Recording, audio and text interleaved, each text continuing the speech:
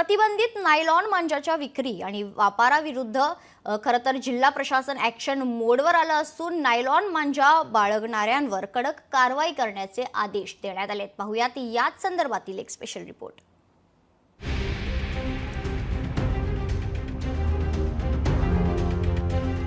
मकर संक्रांत 2 दिवसांवर येऊन ठेपली आहे। लहानांपासून ते वृद्धांपर्यंत सर्वच जण पतंगबाजी करत असतात। मात्र गेल्या काही दिवसांपासून पतंगबाजी डोकेदुखी ठरू लागली आहे। नायलॉन मांजामुळे सर्वांनाच त्रास होताना दिसतोय।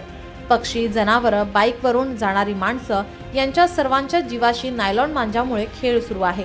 अनेक अपघात झाल्यानंतर काही वर्षांपूर्वी नायलॉन मांजावर बंदी घालण्यात आली। मात्र बाजारात सर्रासपणे नायलॉन मांजाची विक्री करण्यात येते। अनधिकृतपणे नायलॉन मांजा विक्री विरोधात जळगाव महापालिका प्रशासनानं कारवाईसाठी विशेष पथकं तयार केली आहे। या पथकांच्या माध्यमातून जळगाव शहरात नायलॉन मांजा विरुद्ध कारवाईचा बडगा उचलण्यात आलाय।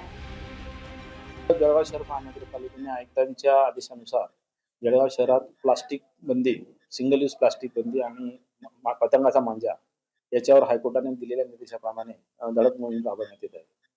या संदर्भामध्ये मागील 3-4 आठवड्यामध्ये किमान 8-10 मोठ्या विक्रेत्यांवर प्लास्टिक विक्रीवर कारवाई करण्यात आली आहे। नायलॉन मांजा विक्री आणि नायलॉन मांजा वापर करणाऱ्यांविरोधात पोलीस प्रशासनही सतर्क झालंय। स्थानिक गुन्हे शाखेच्या पथकासह जिल्ह्यातील स्थानिक पोलिसांच्या माध्यमातून नायलॉन मांजा विरुद्ध कारवाईचा धडाका सुरू आहे। जळगाव जिल्ह्यात 15 दिवसात जळगाव शहर, भुसावळ, चाळीसगाव सह अमळनेर, पाचोरा आणि भडगाव येथे नायलॉन मांजा विक्री आणि वापर करणाऱ्या 20 पेक्षा अधिक जणांवर कायदेशीर कारवाई करण्यात आली असून त्यांच्यावर गुन्हे दाखल करण्यात आले। जळगाव जिल्ह्यामध्ये नायलॉन मांजा संदर्भात एकूण 13 ठिकाणी वेगवेगळ्या कारवाया करण्यात आल्या आहेत। त्यामध्ये विशेषतः जळगाव शहर, भुसावळ शहर, अमळनेर आणि चाळीसगाव, पाचोरा, भडगाव या शहरामध्ये अशा वेगवेगळ्या ठिकाणी कारवाई करण्यात आलेल्या आहेत। पतंग उडवण्याचा आनंद साजरा करताना नायलॉन मांजामुळे पक्ष्यांसह इतरांच्या जीविताला धोका पोहोचतोय, हे आपण ध्यानात घ्यायला हवं। पतंगबाजी करताना त्यातून इतरांनाही कसा आनंद मिळेल हे पाहणं महत्त्वाचं आहे।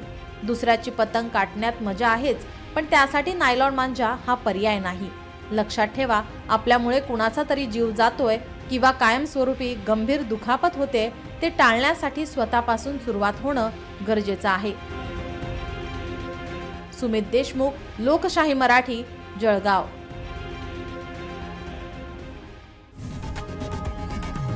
लोकशाही मराठी ऐका, पहा, जागरूक रहा।